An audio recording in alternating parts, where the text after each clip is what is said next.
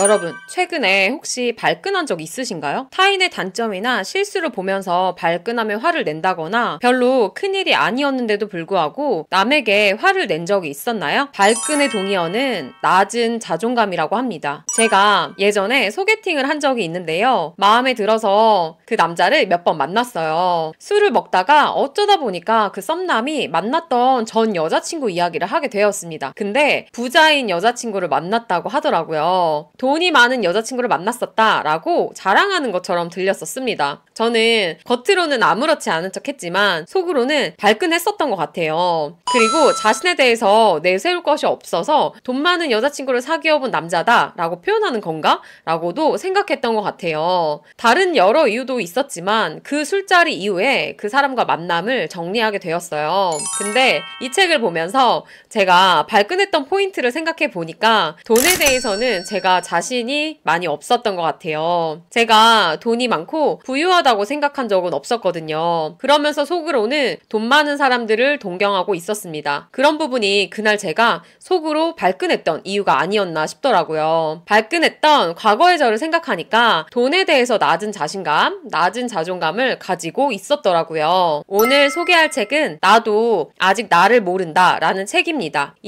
임상심리학자면서 뇌과학자로 활동하고 있는 허지원 작가님이 쓰신 책입니다. 오늘은 낮은 자존감을 가지고 있었는지 자가 진단해볼 예정이고요. 낮은 자존감을 가지고 있더라도 큰 문제가 되지 않는 이유도 함께 이야기해보려고 합니다. 아마 이 영상을 끝까지 보시면 자존감 때문에 고민하셨던 분들도 조금 고민을 덜어내실 수 있을 거예요. 뇌와 연관하여 자존감이 낮은 사람들이 보이는 특징이 있는데요. 자신도 해당이 되는지 생각해보세요. 칭찬은 쾌락적인 보상으로 우리 자존감의 토대가 됩니다. 자존감이 높은 사람들의 뇌를 보면 보상적 쾌락 경험과 관련한 뇌의 영역이 자기 개념을 담당하는 뇌의 영역과 밀접하게 연관이 되어 있어요. 다시 말하면 칭찬을 들어서 기분이 좋으면 뇌의 쾌락 영역이 활성화될 뿐만 아니라 자기 자신에 대한 정보를 처리하는 뇌 영역에도 영향을 미친다는 것입니다. 하지만 자존감이 낮은 사람들은 이게 잘 안 된다는 겁니다. 자존감이 낮은 사람들은 뇌의 연결 구조부터 문제가 있는 경우가 있다고 해요. 칭찬을 들어도 그 칭찬과 자기 개념을 별개의 것으로 상관없는 것으로 처리한다고 하네요. 최근에 칭찬을 들었던 기억이 있나요? 칭찬을 들었을 때 자기 개념과도 연결을 시켰을까요? 칭찬을 듣고 기분이 좋으면서도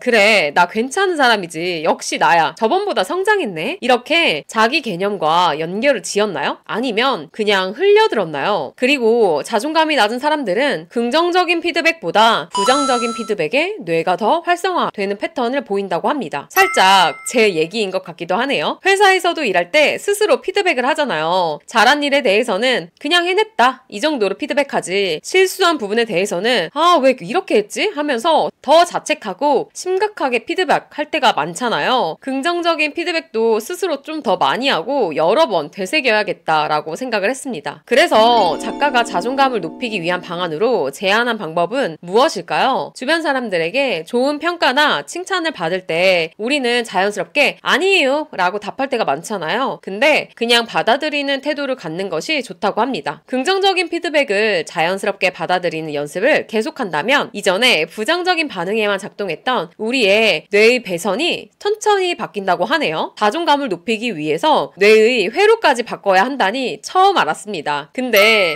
최근에 혹시 칭찬을 받은 적이 없다고요? 그럴 수 있죠. 저도 사실 하는 업무가 주변 사람들과 연결성이 적어서 혼자 시작하고 혼자 끝내기 때문에 피드백을 거의 못 받거든요. 이런 경우에 자존감을 높이기 위해서 어떤 노력을 더 할 수 있을까요? 작가는 또 흥미로운 점을 얘기해 주는데요. 뇌의 보상 영역은 다른 사람에게 인정이나 칭찬을 받으면서 활성화되지만 감사의 감정을 가질 때도 뇌의 보상 영역이 활성화된다고 해요. 즉, 내 삶에 감사할 일들을 떠올려 보는 것이 보상 회로 또는 자존감을 더 높이는데 좋은 방법이라는 겁니다. 쉬운 방법이니까 꼭 따라해 보셨으면 좋겠네요. 저는 이 책을 보면서 처음 생각해 보게 된 주제가 있었어요. 저는 자존감이 높은 사람이 마냥 좋은 건 줄 알았거든요. 그래서 이상형을 말할 때도 자존감이 높은 사람이라고 말하기도 했습니다. 세상은 높은 자존감의 장점만 소리 높여 말하고 있다는 게 문제라고 작가는 지적했어요. 높은 자존감 신화에 숨겨져 있는 치명적인 단점들이 있다는 거예요. 그리고 낮은 자존감이 가진 장점이 있는데도 그것에 관심 갖지 않는다는 겁니다. 높은 자존감과 낮은 자존감은 제각기 장단점이 있는데도 사람들 대부분은 높은 자존감에만 열광한다는 거죠. 오죽하면 높은 자존감만을 강조하는 자기계발서가 수두룩합니다. 그래서 자존감이 높은 사람들의 단점이 무엇이냐고요? 자존감이 높은 사람들이 타인에게 좋은 첫인상을 주는 건 사실인데요. 스스로 높은 자존감을 가지고 있다라고 말하는 사람들을 연구해보니까 사회적 관계의 질이 유난히 높은 것도 아니었고 대인관계를 특별히 오래 유지하는 것도 아니었다고 합니다. 오히려 지나치게 자기중심적인 태도를 보여서 고립되는 경우를 보이기도 한다고 합니다. 본인이 세상을 통제하는 능력이 높다고 생각해서 내가 마음먹으면 언제든 무엇이든 할 수 있어 라는 생각 때문에 음주나 흡연처럼 건강에 해로운 행동을 남들보다 빨리 하고 대수롭지 않게 여기는 경우가 많다고 합니다. 반면에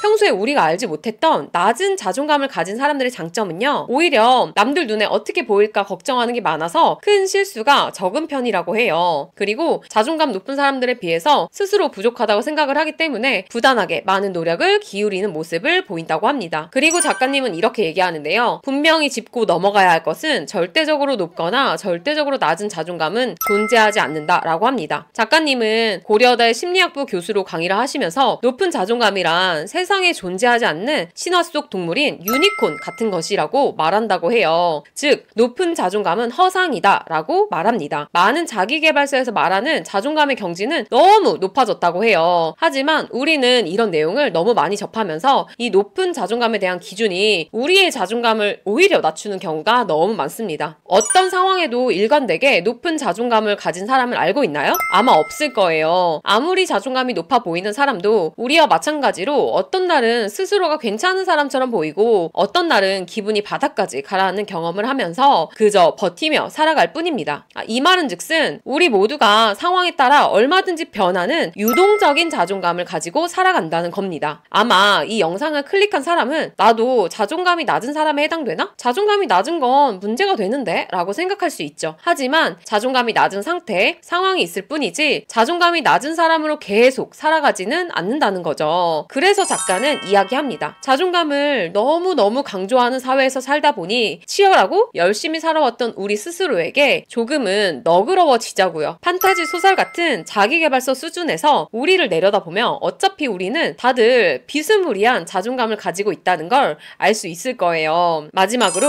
뇌과학 분야에서 우리가 계속 남과 비교하며 왜 이렇게까지 자존감에 집착하는 건지 얘기해보려고 합니다. 휴식을 취하고 있을 때 뇌는 어떤 패턴을 보일까요? 사람이 아무 일도 안 하고 가만히 쉬고 있을 때 뇌의 기능을 조사했습니다. 일반인부터 기분장애, 알츠하이머형 치매를 가진 대상 등 다양한 집단을 연구했어요. 결과는 놀라웠는데요. 우리가 휴식할 때 뇌는 한시도 쉬지 않고 작동하고 있었다고 합니다. 눈을 감고 누워있을 때조차 뇌는 일을 하고 있었다고 하네요. 이때 자기 관련 정보를 처리하는 뇌의 영역도 일을 하고 있고 타인과 관련된 정보를 처리하는 뇌의 영역도 일하고 있다는 연구 결과가 나왔습니다. 한마디로 우리는 가만히 누워있을 때조차 자기와 타인에 대한 정보를 처리하는 뇌의 영역만큼은 쉬지를 않는다는 겁니다. 우리가 살면서 이렇게까지 타인을 의식하며 살아야 하나? 라고 생각할 때가 많죠. 하지만 뇌과학 측면에서 보면 당연할 수밖에 없다는 겁니다. 우리는 그냥 본래 타인을 의식하도록 프로그래밍 되어 있습니다. 내가 자존감이 낮아서 눈치를 많이 보나? 라고 생각하지 않으셨으면 좋겠습니다. 오늘의 내용을 정리하자면 자존감이 낮은지 테스트하는 걸로 시작했지만 이번 주는 내 자존감이 높은지 낮은지 그만 생각해도 좋을 것 같아요. 어차피 절대적으로 높고 낮은 자존감은 없으니까요. 아니면 오늘 하루만큼은 높은 자존감으로 살래 라고 하면서 하루하루 다르고 유연한 자존감으로 살아갔으면 좋겠습니다. 주변 사람이 좋은 이야기를 해주면 순수한 마음으로 기쁘게 받아들였으면 좋겠어요. 아니면 감사하는 것을 생각해보고 일주일 동안만이라도 감사일기를 작성해보는 거예요. 여러분이 만족하는 나만의 자존감의 기준을 가지고 살아가셨으면 좋겠습니다.